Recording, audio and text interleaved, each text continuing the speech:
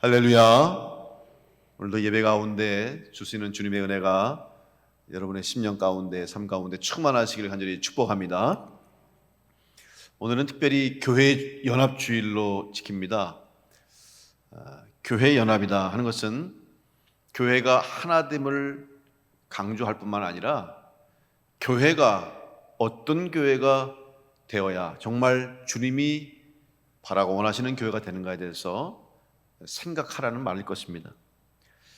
또한 교회가 하나 된다고 하는 것은 이 땅의 모든 교회가 바로 하나라고 하는 것을 또한 잊지 말라는 의미로서 우리가 교회 연합주의를 지키는 것입니다.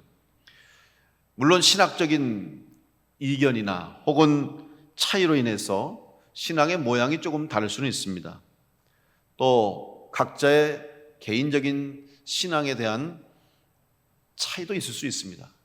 그러나 그럼에도 불구하고 이 땅에 존재하는 모든 교회는 다 주님이 세우신 교회로 같은 목적을 가지고 하나님 앞에 예배하며 같은 하나님을 섬기고 같은 예수 그리스도를 구주로 고백하는 성도들이 모인 곳이 교회이기 때문에 교파나 교단을 초월해서 이 땅에 세우신 모든 교회는 한 교회라는 것을 우리가 다시 한번 고백하는 것입니다.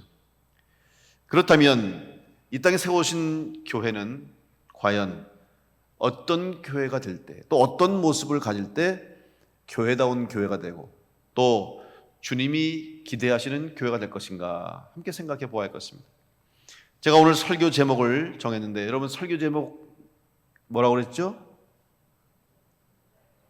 네, 설교 제목은 별로 관심 없으시죠?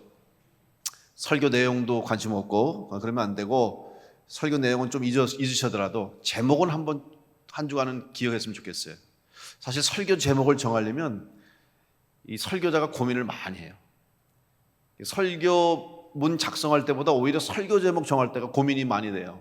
그래서 어떨 때는 일주일 내내 설교 제목 가지고 끙끙거리다가 그냥 주보 마지막 마감되기 전까지 그냥 설교 제목을 놓고 씨름하는 적이 종종 있어요. 왜냐하면 설교 제목 안에 설교 제목이 한 문장, 한 단어 속에 사실은 그날 설교의 내용을 함축해서 오늘 전하고자 하는 말씀이 과연 무엇을 말할 것인가라고 하는 것을 성도들에게 한 단어, 한 문장으로 압축해서 정하는 것이 설교 제목이기 때문에 많이 고민해요.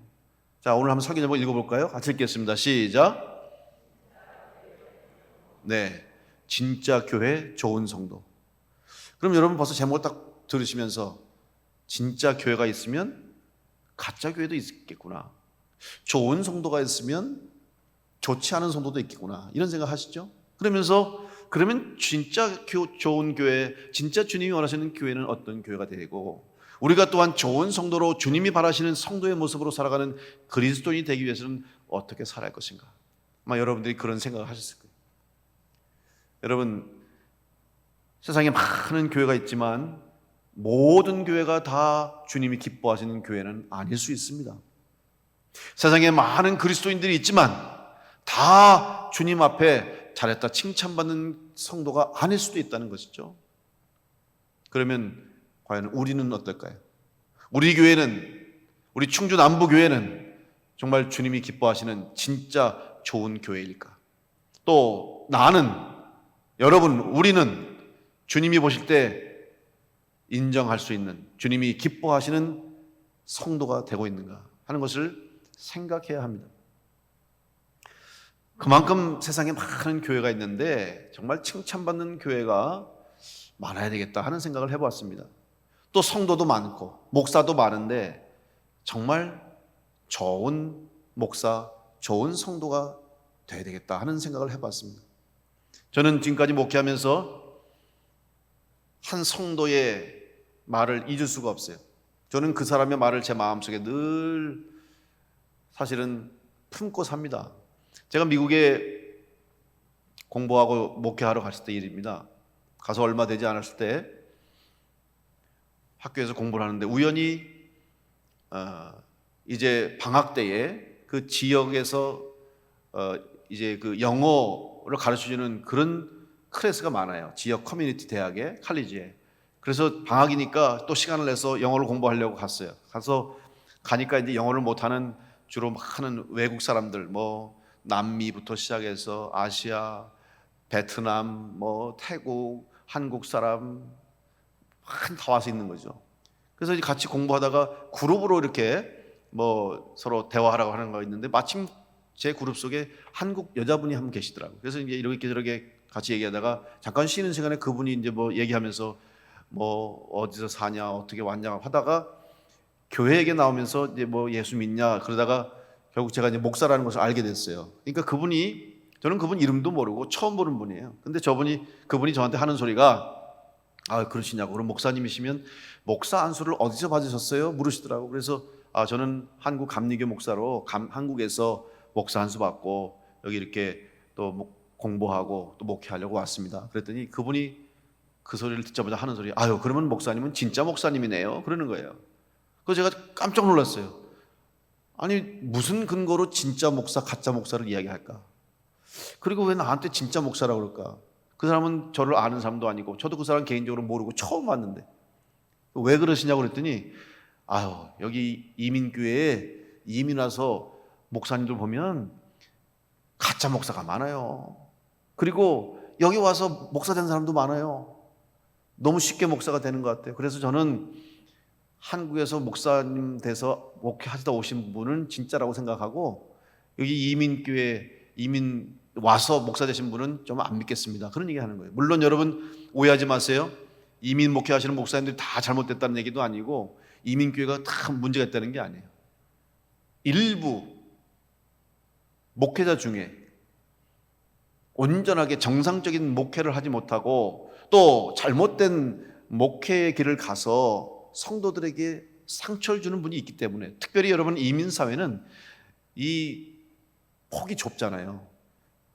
왜냐하면 외국인, 그 미국이라고 하는 합중국, 다양한 인종들이 사는 그 세계 속에서 특별히 소수민족인 아시아의 한국 사람, 그렇기 때문에 그 이민사회는 폭이 좁아요. 그리고 또 만나는 사람들이 서로 다 통하면 알게 돼 있고, 교회도 예배를 목적으로 해서 신앙생활을 위해서 교회가 세워졌지만 사실 교회는 그 이상의 기능을 해요. 이민사회에서는 단순히 종교적인 기능뿐만 아니라 한국 문화와 전통을 서로 알려주고 자녀들에게 물려주고 뿐만 아니라 그 외국 생활 속에 힘든데 서로 정보를 교환하고 교제하는 이런 다양한 역할들을 하는 것이 교회였기 때문에, 교회 한 사람, 목사님 한 사람, 성도 하나가 실수하고 잘못하고 문제를 일으키면 이것이 그 이민사회에서는 일파만파 큰 영향을 끼치기 때문에 아마 그분이 또 어떤 목사님으로부터 분명히 상처를 받았을 것이고,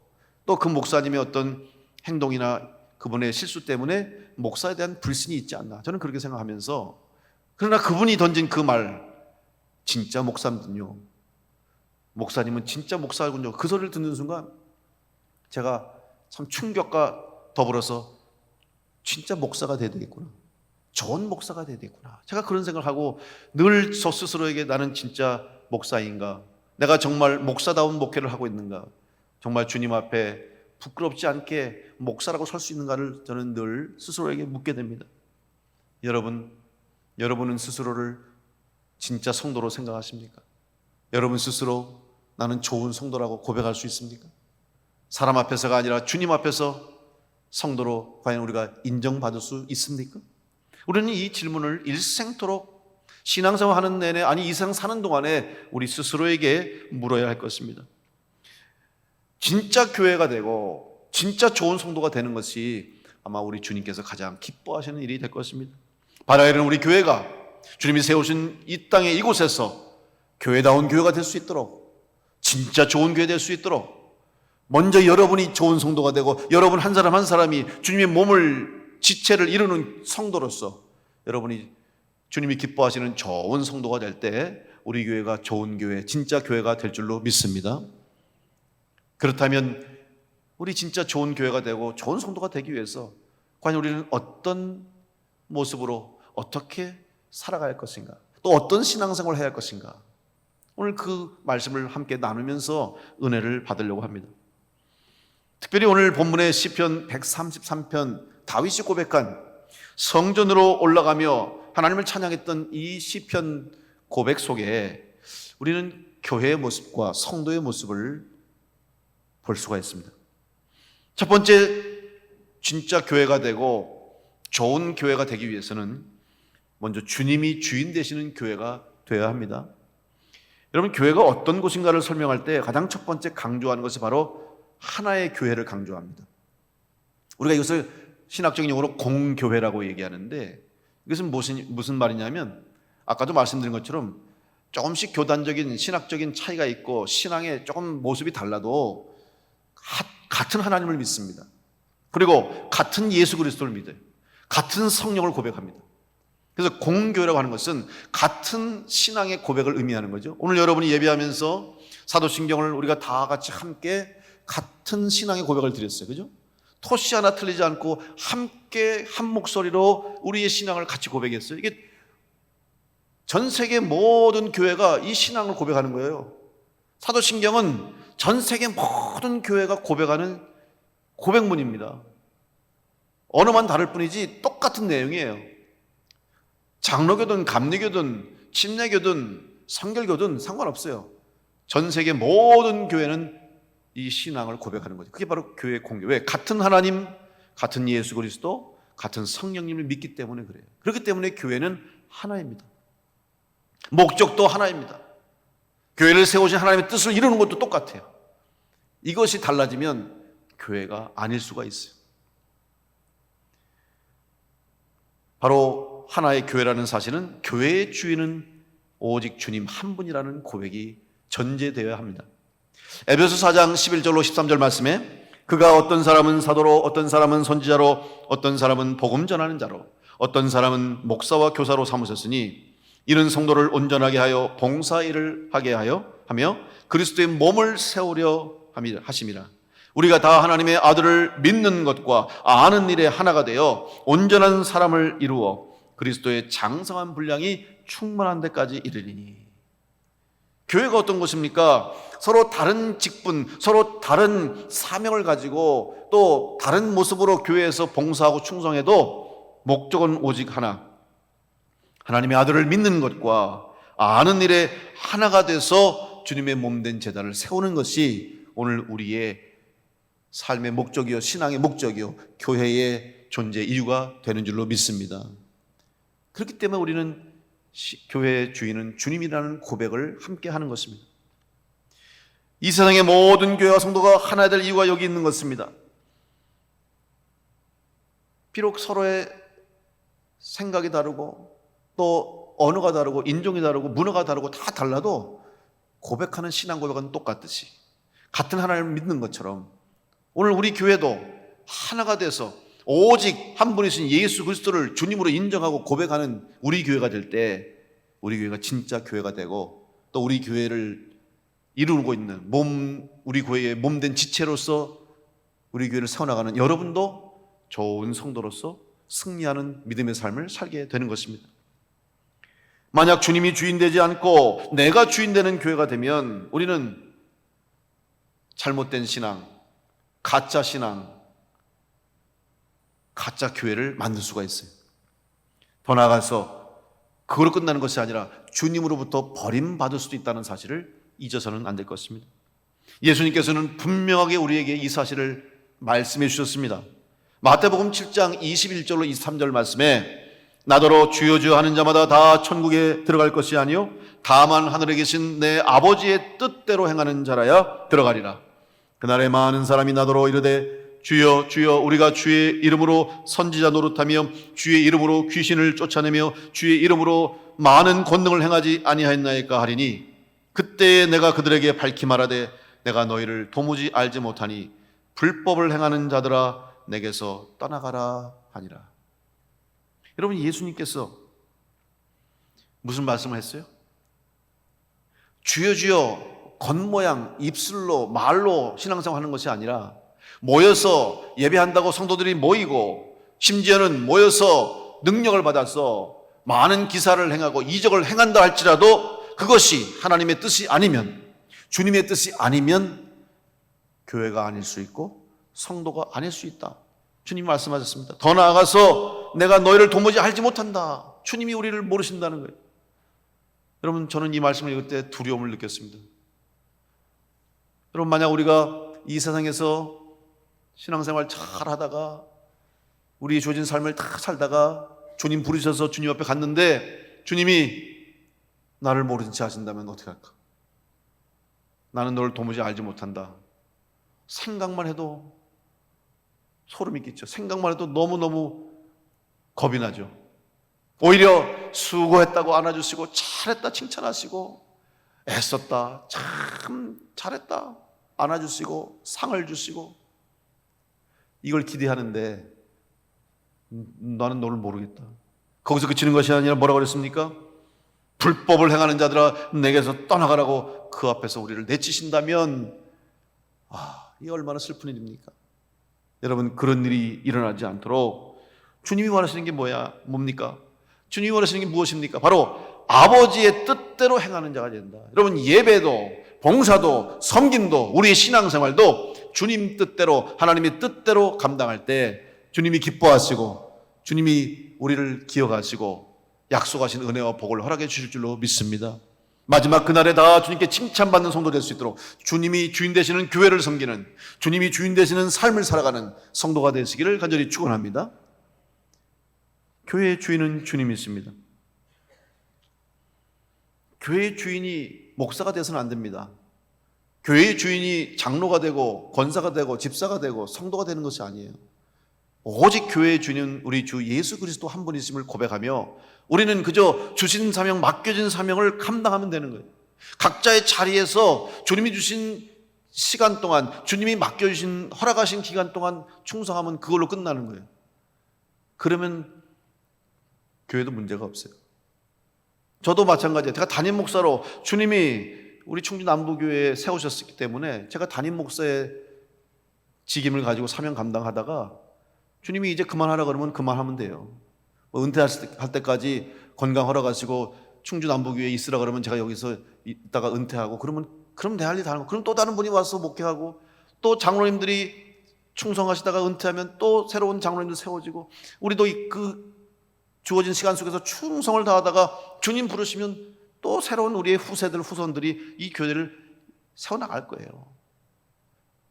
내가 아니면 안 된다는 생각, 내가 다 하려고 하는 생각 아니라 주님이 주신 시간과 주님이 주신 능력 안에서 우리의 자리를 감사함으로 기쁨으로 감당할 때 우리 교회가 주님이 기뻐하시는 진짜 교회가 되고 좋은 성도가 될 줄로 믿습니다. 감리교는 감리교의 특색이 있어요. 감리교의 특별한 특색이 뭐냐면 감독제도이며 파송제도예요. 사실 우리 한국 감리교는 지금 감리교의 모습을 잃어버렸어요. 껍데기는 감리교인데 감리교회가 아니에요. 감리교는 감독제도고 감독은 파송권이 있어요. 감사도 지방에서 파송하잖아요. 이것은 무슨 말이냐면 목회자와 장로들, 특별히 리더들을 파송하는 거예요. 지금 미국 감리교는 여전히 파송제도가 유지되고 있습니다. 그러면 어떤 일이 일어나면요, 연회 때에 지방의 모든 교회를 감독이 이제 담임자를 파송해요. 그러면 예를 들면 제가 이제 내년 연회 때 봄에 이제 연회 갔는데 감독님들하고 감사들 상의해가지고 김광희 목사는 이제 충주남부교회에서 담임 목사가 아니라 서울에 가서 목사가 어느 교회에 담임으로 파송한다. 그러면 보따리 싸야 돼요. 이사해야 돼요. 그게 파송제도예요. 그래서 예전에 우리 감리교 선배 목사님들이 감리교 목사가 되려면 3개를 준비하라고 했어요. 첫 번째, 설교할 준비. 왜냐하면 웨슬리 목사님은 항상 어느 곳에 가서 설교했어요. 시장통에서 설교하고 무덤에서도 설교하고 어느 곳에서 설교하셨기 때문에 설교 준비하라. 또 하나는 이사갈 준비하라. 왜? 파송제도가 있으니까 내년에 갈지 후년에 갈지 몰라요. 그냥 가라 그러면 가야. 그래서 항상 이사갈 준비를 해놓고 있어야 된다. 또 하나는 죽을 준비. 언제 주님이 부르실지 모르니까 주님 부르시는 그날까지 우리는 항상 죽을 각오로 언제 죽을 수 있다는 생각 가지고 최선을 다해라. 그런 말씀들을 들었어요.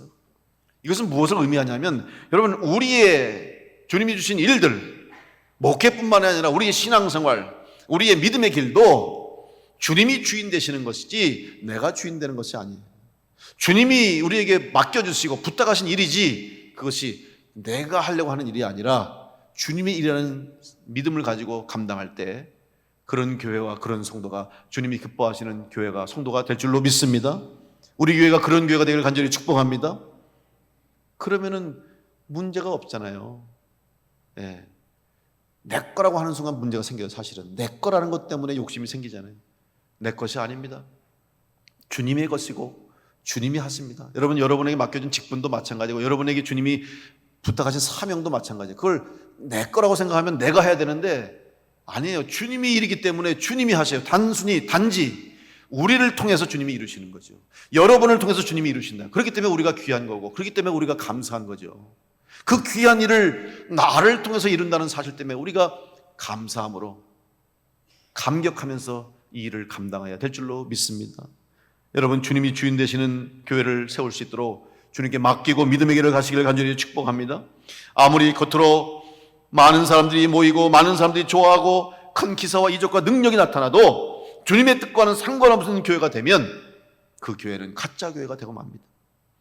더 나아가서 그 교회는 생명력을 잃어버린 교회가 되는 거예요. 요한계시록 3장에 보면 소아시아 7교회에 관한 편지를 보내시면서 많은 교회들이 있는데 그 7교회에 어떤 교회는 칭찬하신 교회도 있지만 책망받은 교회도 있어요. 그 중에서 요한계시록 3장 1절로 3절 보면 4대 교회에 편지하면서 책망하신 내용이 기록됩니다. 4대 교회의 사자에게 편지하라. 하나님의 7영과 7별을 가지신 이가 이르시되 내가 내 행위를 아노니 내가 살았다 하는 이름은 가졌으나 죽은 자로다. 너는 일깨어 그 남은 바 죽게 된 것을 굳건하게 하라. 내 하나님 앞에 내 행위에 온전한 것을 찾지 못하였노니 그러므로 내가 어떻게 받았으며 어떻게 들었는지 생각하고 지켜 회개하라. 만일 일깨지 아니하면 내가 도둑같이 이르리니 어느 때에 내게 이르는지 내가 알지 못하리라. 여러분, 오늘 우리가 정말 교회로 충주남부 교회를 세우고 예배하고 모이고 섬기지만 정말 살아있는 교회, 또 영적으로 살아있는 성도인지를 다시 한번 생각해야 됩니다. 그래서 하나님이 인정할 수 있도록 살아 역사하는 주님께서 일하시는 교회, 성령의 능력이 나타나는 교회가 될 수 있도록 여러분 살아있는 영적으로 깨어있는 우리 성도들 될 수 있기를 간절히 축원합니다. 오늘 본문 말씀에도 보면 하나님의 자녀인 성도들이 함께 살아가는 모습이 하나님 보시기에 참 선하고 아름답다고 다윗이 고백합니다. 오늘 본문의 1절 보십시오. 보라, 형제가 연합하여 동거함이 어찌 그리 선하고 아름다운고. 하나님 보실 때 너무 선하고 아름답다는 거예요. 근데 뭐가 선하고 아름다우냐면 형제가 연합하고 동거한다 그랬어요. 연합은 하나가 되는 것을 의미하는데 동거, 그러면 우리가 좀 말이 감이 잘 안 와요. 그죠? 동거한다. 그런데 이것을 다른 성경에서는 조금 실제적으로 번역을 했는데 공동 번역을 보면 이렇게 번역합니다. 이다지도 좋을까, 이렇게 즐거울까, 형제들 모두 모여 한데 사는 일. 이거 사는 일이라고 얘기했어요. 또 새 번역 성경에 보면 그 얼마나 아름답고 즐거운가, 형제 자매가 어울려서 함께 사는 모습. 현대인의 성경에는 형제들이 함께 어울려 의좋게 사는 것은 정말 좋은 일이다. 여러분, 오늘 우리 교회가 주님이 기뻐하시는 진짜 교회, 살아있는 교회, 여러분이 진짜 좋은 성도가 되기 위해서는 우리가 주님 전에 모이는 것으로 끝나는 것이 아니라 단순히 예배하고 돌아가는 것으로 끝나는 것이 아니라 함께 하나가 되어 믿음 안에서 살아가는 성도가 될 때 우리 교회가 주님이 기뻐하시는 교회가 될 줄로 믿습니다. 함께 살아가는 거예요. 함께 사는 거예요. 여러분, 사는 거는 뭐예요? 좀 다르죠? 요즘 이제 가을이 돼서 우리 교회 청년들 또 성도님들 자녀들이 결혼식을 이제 많이 준비하고 있어요. 그래서 어제도 결혼을 앞두고 또 주례 부탁하고 또 인사하려고 오신 분들이 있어서 제가 만나면서 제가 결혼을 앞둔 분들에게 그런 얘기 했어요. 지금까지 교제하면서 서로 사랑하고 아끼고 연애하면서 잘 살아왔는데 결혼하면 다르다. 겁을 준 건 아니고 결혼을 준비하라고 얘기했어요. 공부하라고 그랬어요. 왜냐하면 사는 건 달라요. 사는 건 다르지 않습니까? 여러분, 여러분은 그런 경우 없습니까? 결혼하고 살면서 내가 아는 사람이 이 사람인가라는 생각을 안 해보셨나요? 여러분들은 결혼 생활을 잘하셔서 그런가 보네. 저는 우리 집사람한테 듣는 얘기가, 내가 사실 집사람하고 결혼하기 전에 10년 세월 동안 학교에서 선후배로 알고 잘 친하게 지냈는데 결혼하고 나니까 딴 사람이더래. 나도 마찬가지죠. 전혀 저런 성격이 있었나? 저런 생각을 했었나? 이걸 그렇게 잘 알면서도 사는 건 달라요. 사는 건 달라요. 또 산다고 하는 것은 좋은 일만 있는 게 아니잖아요. 때로는 어려운 일 만나게 되고, 뜻하지 않은 위기를 만나기도 하고, 고난을 만나기도 하고, 힘든 일을 만나기도 하고, 아프기도 하고. 그러니까 사는 거는 이 모든 걸 함께 견뎌내고 함께 감당하는 게 사는 거지, 연애할 때처럼 맨날 만나면 좋기만 하고, 만나면 행복하기만 하고, 만나서 좋은 데 가고 좋은 일만 있습니까? 그렇지 않은 거죠. 삶은 다르잖아요. 그게 사는 거예요. 여러분, 신앙생활도 마찬가지입니다. 우리가 주님 안에서, 한 믿음 안에서 한 공동체를 이루고 산다고 할 때는 매일 좋은 일만 생기고 매일 응답만 주어지고 축복만 주어지는 게 아니라, 주님의 십자가의 길을 가는 것처럼 때로는 어려운 일, 힘든 일, 고생스럽고 고통스러운 일이 있다 할지라도 주님이 주신 그 사명을 이루기 위해서, 주님이 맡겨주신 주님의 뜻을 이루기 위해서 우리는 같이 살아내야 되는 거죠. 그게 교회예요. 어떤 분은 교회 와서 자기 생각이 안 맞는다고, 저 사람이 대한 생각 처음에 좋게 봤다고 실망했다고, 사람 때문에 실망하고 사람 때문에 상처받고 떠난 사람 많아요. 물론 그 사람의 심정도 이해하고 그 사람의 마음도 모르는 건 아니지만 믿음이 부족한 거예요. 사람 보고 예수 믿는 거 아니잖아요. 인간관계 때문에 모인 것도 아니고, 물론 상처받고 힘드니까 교회를 떠났겠지만 아닙니다. 우리가 그럼에도 불구하고 우리의 목적은 거기에 있는 것이 아니라 오직 하나님의 뜻을 이루고 하나님의 영광을 드러내고 예수 그리스도의 우리에게 부탁하신 일들을 이루기 위해서 모인 것이지, 사이좋게 지내려고, 인간관계 재미있게 지내려고 모인 게 아니잖아요. 함께 산다고 하는 것은 바로 삶의 목적이 무엇인가를 아는 것입니다. 오늘 우리 교회, 주님이 기뻐하시는, 주님이 원하시는 진짜 교회가 되고, 여러분이 주님이 보실 때 진짜 살아있는, 영적으로 깨어있는 좋은 성도가 될 수 있도록 우리 교회의 주인은 오직 주님 한 분이심을 고백하며 주님이 주인 되신 교회를 세워나가는 우리 모두가 될 때 하나님께 칭찬받는 교회와 성도가 될 줄로 믿습니다. 여러분 삶도 마찬가지로 주님이 주인 되어 살아가는 성도가 될 수 있기를 간절히 축복합니다. 두 번째, 우리는 주님이 원하시는 진짜 교회의 좋은 성도가 되기 위해서는 우리 교회 예배의 전통이 이어져야 됩니다. 사실 예배를 전통이라고 말하면 어떻게 보면 좀 의미가 좀 다를 수도 있지만, 여기서 말하는 전통은 이어가는 의미입니다. 다시 말하면 교회가 교회다울 수 있는 것은 예배가 있기 때문에 교회가 되는 거예요. 좋은 교회는 좋은 전통을 갖고 있죠. 그 무슨 말입니까? 그 교회의 모습이 계속 이어지는 거예요. 그 좋은 전통이 있어야 되는 거예요. 우리 교회가 좋은 전통을 만들어내야 돼요. 그건 여러분들이 하셔야 되는 거예요. 우리 교회 은혜로운 교회라고 얘기하면서 우리가 잘 섬기고, 사실 우리 교회 전통 중에 하나가 잘 대접하는 거예요. 교회 오신 분들, 교회를 방문하신 분들, 교회 행사에 있을 때, 또 지역 사회를 위해서 우리가 잘 섬기는 거예요. 그게 우리 교회 전통이고, 또 기도하고 열심히 성도들이 영적으로 무장해서 어떤 일이 있어도 흔들리지 않는 그런 교회가 되어야 되는 거죠. 그런데 가장 중요한 것은 바로 이 예배가 끊어지지 않고 예배가 식어지지 않도록, 예배가 사라지지 않는 것이 교회의 존재 이유가 되는 거죠. 여러분, 교회의 시작은 무엇입니까? 어떤 분은 교회를 건물로만 보는 분이 있어요. 그래서 예를 들면 마치 교회는 건물을 다 완성해서 건축허가 받고 안전하게 완전히 완공되면 교회가 시작된다. 아니에요. 여러분, 교회 보세요. 지금 많은 한국 교회도 교회 역사를 보면 처음 시작할 때 아무개 성도님 가정에서, 아무개 장로님 사랑방에서, 아무개 권사님 단칸방에서 교회가 시작했다고. 다 시작된 교회가 많아요. 건물이 없어도, 교회 처소가 없어도 성도들이 모여서 예배하는 것이 교회의 출발이 되는 것이죠. 이것은 바로 교회가 어떤 것인가를 증명하는 거예요. 여러분, 아프리카 가보면 아프리카 교회 중에 많은 교회들이 어디서 시작한 줄 아십니까? 나무 밑에서 시작했어요. 그늘 밑에서. 아프리카는 춥지 않으니까 건물이 이렇게 아주 견고하게 앉아도 돼요. 또 돈이 없으니까 그냥 선교사님이 가서 아프리카에 가서 나무 밑에 그늘이 되면 자 모여 애들 모여놓고 예배 드리는 거예요. 그늘에서. 그게 교회의 시작이에요. 무슨 말입니까? 교회는 예배하는 곳이 될 때 교회가 될 수 있는 거예요. 아무리 좋은 건물, 아무리 화려하게 멋있게 아름답게 지었어도, 많은 성도가 모였어도 참 예배가 드려지지 않고 예배가 끊어진다면 더 이상 교회가 될 수 없습니다.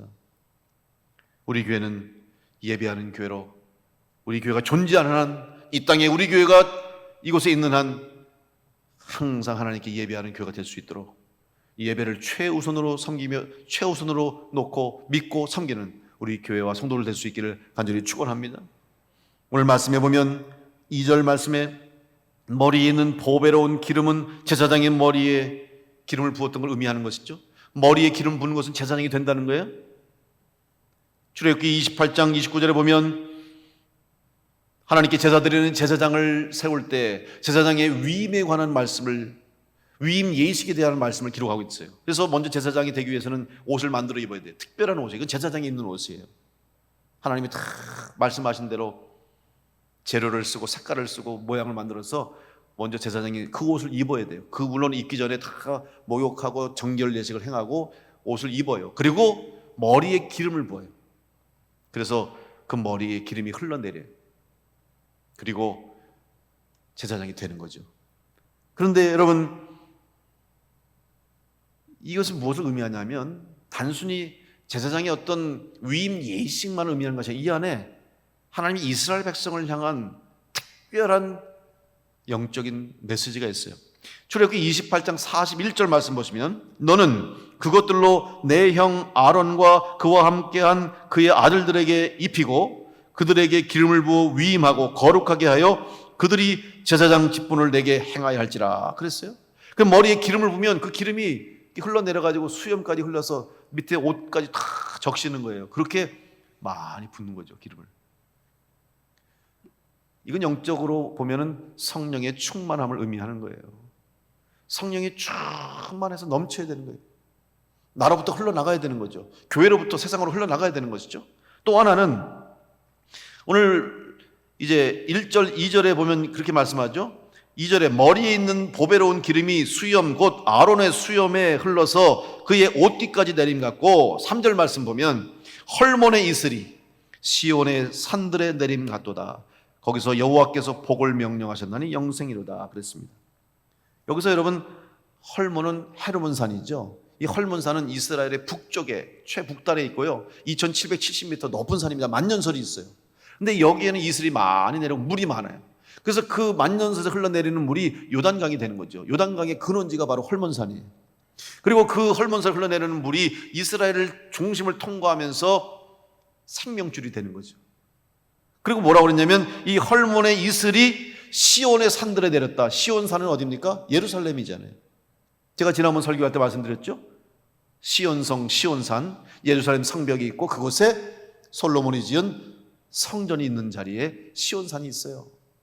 남쪽입니다. 그럼 무엇을 의미하냐? 이스라엘 북쪽 끝에 헐몬산에서부터 비롯해서 남쪽 예루살렘 성전 밑에까지 온 땅이 하나님을 예배하는 땅이 되고 그 땅에 온 백성들이 절기를 지키며 제사 드리기 위해서 절기 때만 되면 모든 백성들이 다 예루살렘 성전으로 모여들듯이 이스라엘 백성들이 하나님을 예배하는 민족이 될 때 하나님이 그 백성을 책임져 주시고 하나님이 그 땅을 축복하시고 그들을 하나님이 보호해 준다는 하나님의 말씀의 약속의 말씀인 줄로 믿습니다.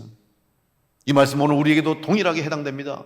우리가 하나님을 예배하는 가정이 되고 하나님을 예배하는 사람이 되고 온전한 예배가 드려지는 제단이 될 때 하나님이 우리 교회를 축복하시고 기억하시고 이 제단에 속한 모든 성도들과 성도들의 가정과 사랑하는 자녀들 가족들을 축복하셔서 하나님이 기뻐하시는 자녀로 인정하시고 약속하신 은혜와 복을 허락해 주실 줄로 믿습니다. 이 예배를 소홀해서는 안 돼요. 지금 코로나 시대에 왜 힘듭니까? 무엇이 힘듭니까? 특별히 신앙생활에 가장 힘든 거는 예배를 제대로 드리지 못하는 게 힘들어요. 목사한테 저한테 아이고 코로나 때문에 얼마나 힘드세요? 제가 그런 인사를 많이 받습니다. 맞아요, 힘들어요. 성도들이 다 못 모이니까 교회가 예산 재정적으로도 힘들 수 있고 온전한 목회 사역과 모든 목회 일들을 정상적으로 못하니까 너무 답답할 때가 있고 성도들을 만나서 신방도 못하고 제대로 인사도 못하고 여러분과 함께 마음껏 찬양도 못하니까 많은 어려움이 있지만 가장 큰 어려움은 온전한 예배가 드리지 못하는 것에 대한 힘듦이 가장 큰 거예요. 그래서 우리는 그럼에도 불구하고 어떻게 해서든지 이 예배를 이어갈 수 있도록, 어떻게 해서든지 예배가 이어질 수 있도록 우리가 최선을 다하는 것입니다. 사랑하는 성도 여러분, 여러분의 삶에 이 예배가 끊어지지 않도록, 예배가 단절되지 않도록 온전한 예배자가 되어서 하나님께서 축복하시는 은혜와 복을 누릴 수 있도록 하나님 앞에 예배하는 예배자로 승리하시기를 간절히 축원합니다. 세 번째로, 진짜 교회의 좋은 성도가 되기 위해서는 오늘 이 예배하는 이 자리가, 이 제단이, 우리 교회가 축복의 장소가 되어야 할 줄 믿습니다. 복 있는 곳이 되어야 할 줄로 믿습니다. 성경에서 교회의 시작을 얘기할 때 일반적으로 예수님이 부활하신 후에 마가의 다락방에 모인 120명의 성도들에게 성령을 부어주셔서 베드로를 비롯한 사도들과 성도들이 부활하신 주님을 만났음에도 불구하고 여전히 그들은 숨어 있었어요. 문을 꼭꼭 걸어 잠그고 있었어요. 복음을 전하기는커녕 들킬까봐, 발각될까봐 숨어 있었어요. 그런데 성령을 받고 나서 담대해지니까, 확신이 서니까 문을 열었습니다. 나갔습니다. 사람들 앞에 모였습니다. 담대하게 복음을 전하니까 3,000명씩 돌아오고 회개하고 수많은 영혼들이 주님을 구주로 고백하는 역사가 일어났어요. 여러분, 그런데 이것이 사실은 교회의 시작이 아니라 이미 예수님께서는 공생애를 보내실 때 베드로에게 교회가 어떤 곳인지를 알려주셨어요. 마태복음 16장 18절로 19절의 말씀 보면, 또 내가 내게 이르노니 너는 베드로라, 내가 이 반석 위에 내 교회를 세우리니 음부의 권세가 이기지 못하리라. 내가 천국 열쇠를 내게 주리니 내가 땅에서 무엇인지 매면 하늘에서도 매일 것이요, 내가 땅에서 무엇이든지 풀면 하늘에서도 풀리리라 그랬어요. 여러분, 큰 축복 아닙니까? 이런 축복을 주셨어요. 천국 열쇠를 줬어요. 이 열쇠만 있으면 못할 일이 없어요. 다 풀려, 다 열려. 맞는 키. 여러분, 남의 얘기가 아니라 바로 여러분에게 우리 주님께서 이 열쇠를 주신 줄로 믿습니다. 우리는 이 열쇠, 그래서 기도가 열쇠예요. 기도가 천국 열쇠야. 기도하면 주신다고 약속했어요. 그런데 베드로가 게바자는 이름이, 게바, 반석이거든요. 너를 통해서 교회를 세울 것이라고 말씀하셨는데, 그러면 베드로에게 왜 이런 축복을 주셨을까? 그 앞절을 보면 알 수 있어요. 마태복음 16장 15절로 17절 말씀에 이르시되 너희는 나를 누구로 하느냐? 시몬 베드로가 대답하여 이르되 주는 그리스도시요 살아계신 하나님의 아들이시니이다. 예수께서 대답하여 이르시되 바요나 시몬아, 내가 복이 있도다. 이를 내게 알게 하니는 혈육이 아니요 하늘에 계신 내 아버지시니라. 여러분, 베드로를 통해서 교회가 세워지고 베드로를 통해서 하나님의 천국 열쇠가 주어질 수 있는 것은 베드로가 주님에 대한 온전한 신앙 고백이 있을 때에 베드로에게 이 은혜와 복이 임한 줄로 믿습니다. 오늘 교회는 그래서 축복의 시작이 되는, 교회가 왜 복 있는 장소가 되냐? 바로 이 축복의 약속이 바로 이 교회에서 예배하는 성도들에게, 예수 그리스도를 구주로 고백하는 그리스도인들에게 이 약속이 그대로 이어지기 때문에 베드로에게만 주신 게 아니에요. 베드로처럼 주는 그리스도시요 살아계신 하나님의 아들입니다라고 믿는, 고백하는 모든 성도들에게 동일한 하나님의 약속이, 천국 열쇠가 주어진 줄로 믿습니다. 오늘 우리에게도 이 은혜가 주어진 거예요. 그래서 사람들은 얘기하잖아요. 교회 가면 복 받는다, 교회 가면 복 받는다 그러잖아요. 그래서 어떤 사람은, 이걸 잘 모르는 사람들은, 야, 교회 가면 뭐 돈이 나오냐, 돈을 주냐, 무슨 복을 받냐. 그 사람은 진짜 복이 뭔지 몰라요. 여러분, 우리는 이미 복을 받은 사람입니다.